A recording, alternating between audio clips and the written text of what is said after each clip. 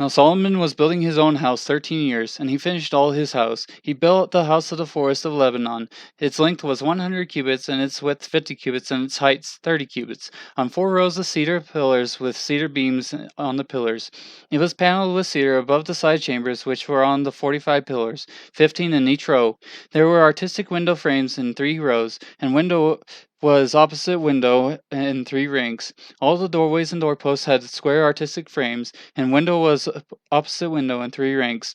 Then he made the hall of pillars. Its length was 50 cubits and its width 30 cubits, and a porch was in front of them, and pillars on the threshing, and a threshold in front of them. He made the hall of the throne where he was to judge, the hall of judgment, and it was paneled with cedar from floor to floor. His house there where he was to live, the other court inward from the hall, was of the same workmanship. He also made a house like this hall for Pharaoh's daughter, whom Solomon had married. All these were of costly stones, of stone cut according to the measure, sawed with saws, inside and outside, even from the foundation of the coping, and so on the outside to the great court. The foundation was of costly stones, even large stones, stones of 10 cubits and stones of 8 cubits, and above were costly stones, stone cut according to the measure, and cedar.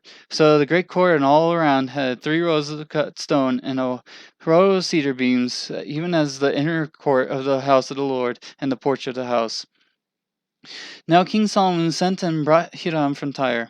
He was a widow's son from the tribe of Naphtali, and his father was a man of Tyre, a worker in bronze, and he was filled with wisdom and understanding and skill for doing any work in bronze. So he came to King Solomon and performed all his work.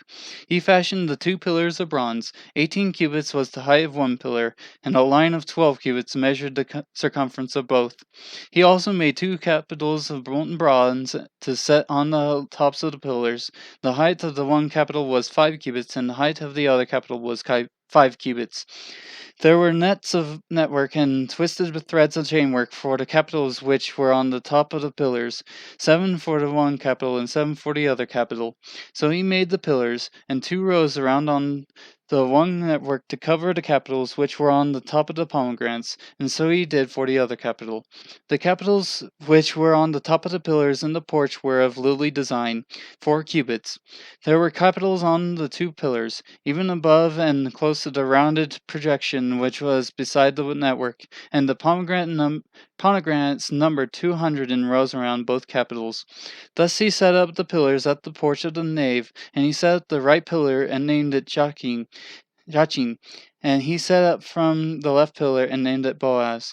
On the top of the pillars was lily design, so the work of the pillars was finished. Now that he made the sea of cast metal and 10 cubits from brim to brim, circular in form, and its height was 5 cubits, and 30 cubits in circumference. Under its brim gourds went around encircling it in 10 to a cubit, completely surrounding the sea. The gourds were in 2 rows, cast with the rest. It stood on 12 oxen, 3 facing north, 3 facing west, 3 facing south, and 3 facing east. And the sea was set on top of them, and all their rear parts turned inward. It was a handbreadth thick, and its brim was made like the brim of a cup, as a lily blossom. It could hold 2,000 baths. Then he made the 10 stands of bronze. The length of each stand was 4 cubits, and its width 4 cubits, and its height 3 cubits. This was the design of the stands. They had borders, even borders between the frames. And on the borders which were between the frames were lions, oxen, and cherubim, and on the frames there was a pedestal above, and beneath the lions and oxen were wreaths of hanging work. Now each stand had 4 bronze wheels and bronze axles, and its 4 feet had supports. Beneath the basin were cast supports with wreaths on each side. Its opening inside the crown at the top was a cubit, and its opening was round, like the design of a pedestal, a cubit and a half, and also on its opening there were engravings, and their borders were square, not round. The 4 wheels were underneath the borders, and the axles of the wheels were on the stand, and the height of the wheel was a cubit and a half.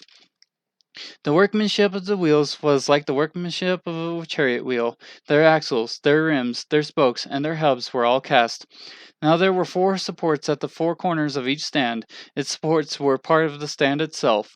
On the top of the stand there was a circular form half a cubit high, and on the top of the stand it says its stays and its borders were part of it.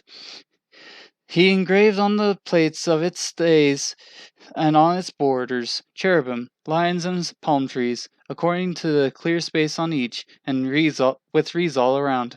He made the 10 stands like this. All of them had 1 casting, 1 measure, and 1 form. He made 10 basins of bronze. 1 basin held 40 baths. Each basin was 4 cubits, and on each of the 10 stands was 1 basin. Then he set the stands, 5 on the right side of the house and 5 on the left side of the house, and he set the sea of cast metal on the right side of the house eastward toward the south. Now Hiram made the basins and the shovels and the bowls. So Hiram finished doing all the work which he performed for King Solomon in the house of the Lord. The 2 pillars and the 2 bowls of the capitals which were on top of the 2 pillars, and the 2 networks to cover the 2 bowls of the capitals which were on the top of the pillars, and the 400 pomegranates for the 2 networks. 2 rows of pomegranates for each network to cover the 2 bowls of the capitals which were on the tops of the pillars, and the 10 stands with the 10 basins on the stands, and the 1 seat and 12 oxen under the seat, and the pails and the shovels and the bowls, even all the utensils which Hiram made for King Solomon in the house of the Lord were of polished bronze. In the plain of the Jordan the king cast them, in the clay ground between Succoth and Zarethan. Solomon left all the utensils unweighed, because they were too many. The weight of the bronze could not be ascertained.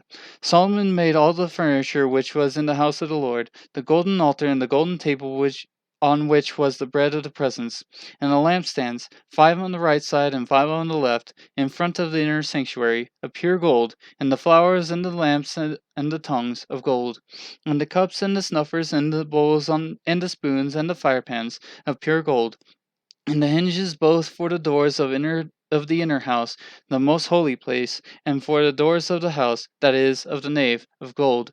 Thus all the work of King Solomon performed in the house of the Lord was finished. And Solomon brought in the things dedicated by his father David, the silver and the gold and the utensils, and he put them in the treasuries of the house of the Lord.